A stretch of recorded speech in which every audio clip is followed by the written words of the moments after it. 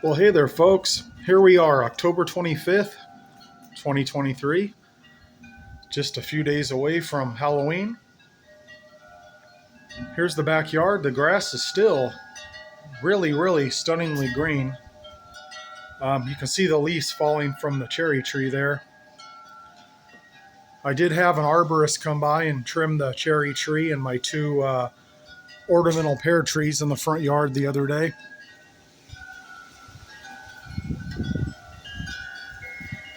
He actually said this is one of the healthiest cherry trees he's seen around here, which I wasn't expecting to hear that, but I'm definitely glad to hear it. So it had a dead spot right there where you see that branch is cut off. So we had to cut the dead wood out of there, and then he climbed up in there and thinned it out just a little bit, took it off the house just a little bit. So I had that done.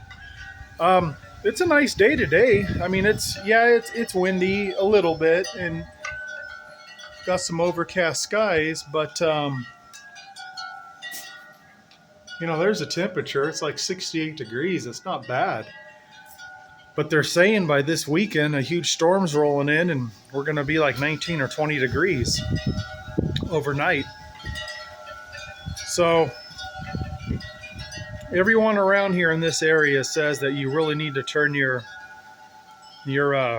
irrigation system off no later than the 27th of October. They say that's like the point of no return. I don't know. I really don't pay attention too much every year. Just when it starts to get real cold, I turn it off.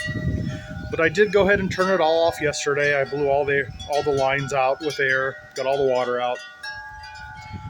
So if we do, freeze here on the weekend and then it starts warming back up again, I'll probably just pull the hose out with some sprinklers and just water that way. So I've got everything shut off now. But yeah, the grass is still looking really good for the end of October. We've had I'd say a really nice mild year up here this year. I did go ahead and pick the rest of my sweet banana hybrid peppers off. I got all those in the house. My son went in the front yard and picked all the tomatoes. He probably got about 20 pounds of tomatoes. So I'm going to give some away, and the rest of them I'm going to try to make some salsa. Matter of fact, I'm going to go to the store right now and buy some cilantro and an onion. And I'll probably get just one jalapeno. I don't really like heat, so I'll just get one. That should be fine. And I'm going to put those hybrid red banana peppers in there, cut those up, put the tomatoes in there, onion, cilantro, jalapeno, all that kind of stuff. I got a food processor, so I'm going to give it a shot. See if we can do something with it. Have some chips and salsa. So one thing the arborist did notice right away is this is a tree I talk about all the time. So this is a purple robe locust. I planted this 4 years ago or so.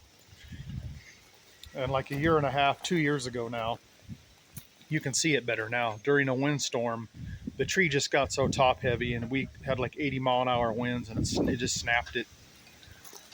It actually snapped it probably about, 3 to 4 feet taller than here. So like up about here, but the tree was doomed.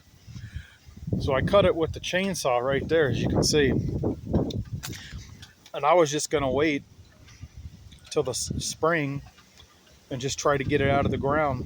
But then it started putting off these suckers. It actually put them off on this side too. I had them on both sides, but this side got blown off again this year, but the other side's held on. And it gives up something here. So I left it just for that. Now, these are purple robe locust over here in the neighbor's yard as well. And everyone here really says they are a horrible tree. And a fellow at the nursery, I told him about the purple robe locust, and he goes, "Oh, I'm sorry to hear you have one."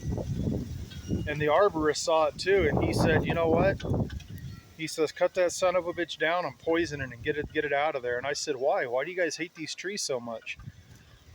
Well, even though it's a purple robe locust, I guess the rootstock is a black locust. And you can see how this purple robe, it has little thorns on it, not too big. I guess the black locust, which is a rootstock of all these trees, I guess they're real invasive and they'll just start putting up shoots everywhere, and the thorns are like an inch long.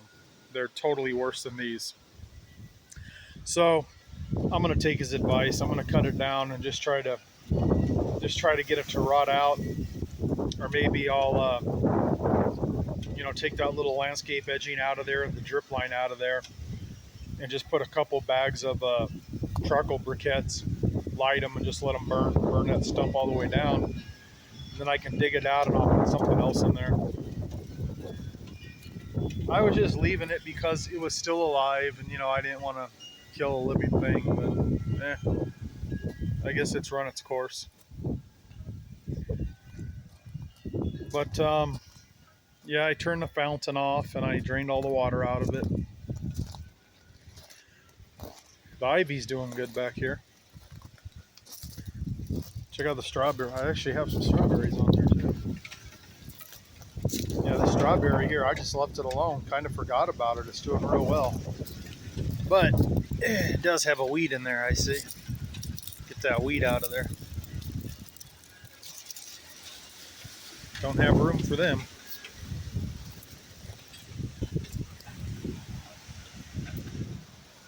Marigolds are still hanging in there. But like I say, it's gonna get cool. You can hear all the wind blowing. Winter's definitely gonna be here pretty soon. There's a little plum tree I planted this year. Look at those skies. Yeah, those are dark skies over there.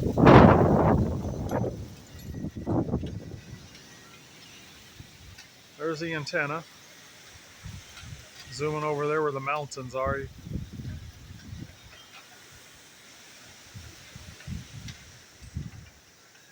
Yeah, it's definitely dark over there too. Anyways, folks, that's what's going on in the backyard. I doubt if I'll be mowing anymore. Maybe I'll get one more mow out of it. I'm not sure. And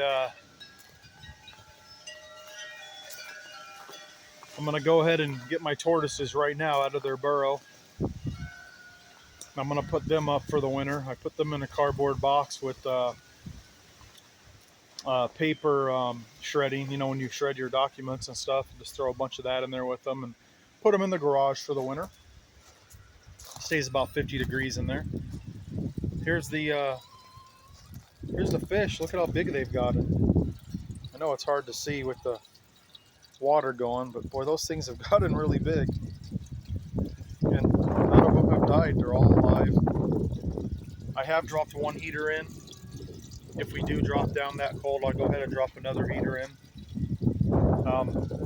One of my YouTube viewers recommended that over a year ago. I forgot who you are, but I appreciate it because it works. I put 2 of them in there all winter long last year, and the fish lived just fine.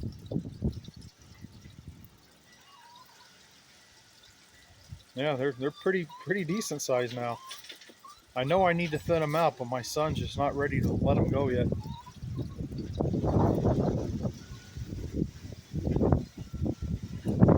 Well, Bird Village is vacant for the rest of the year until the springtime. There's my apple tree. See, that's that apple tree I pruned back to nothing last year. Look at how big it got this year.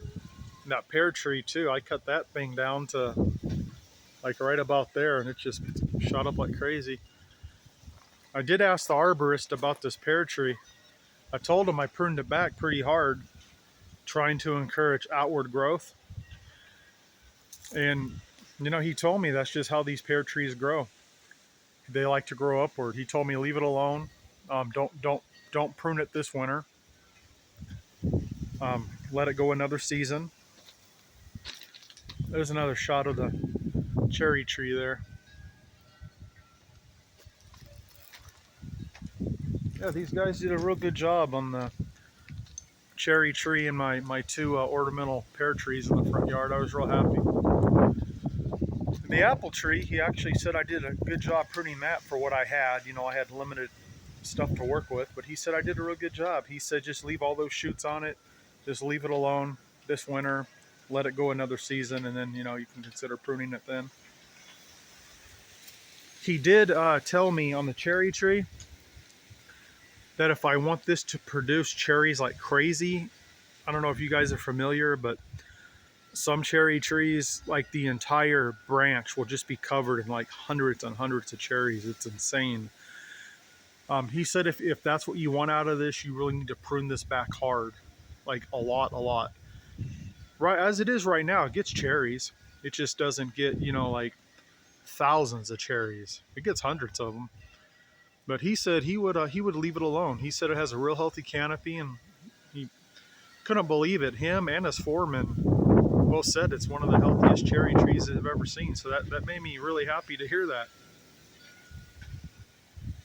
because I wasn't expecting to hear that.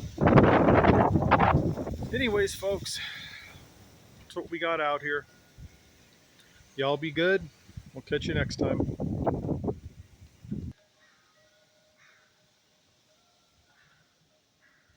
Well, listen, you can hear the crows. I feed them peanuts. They come in the yard to get peanuts usually.